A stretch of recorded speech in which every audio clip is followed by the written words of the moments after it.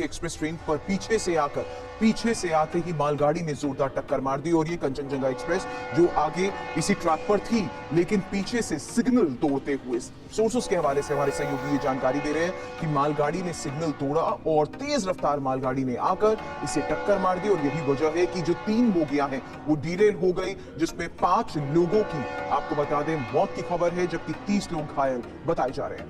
तो तस्वीरों के जरिए आपको हम दिखा रहे हैं किस तरीके। প্রথম প্রশ্ন, বন্ধুরা বলো দেখেন একটি রাজ্যের নাম কি হবে? তুমি সময় পাচ্ছ 5 সেকেন্ড।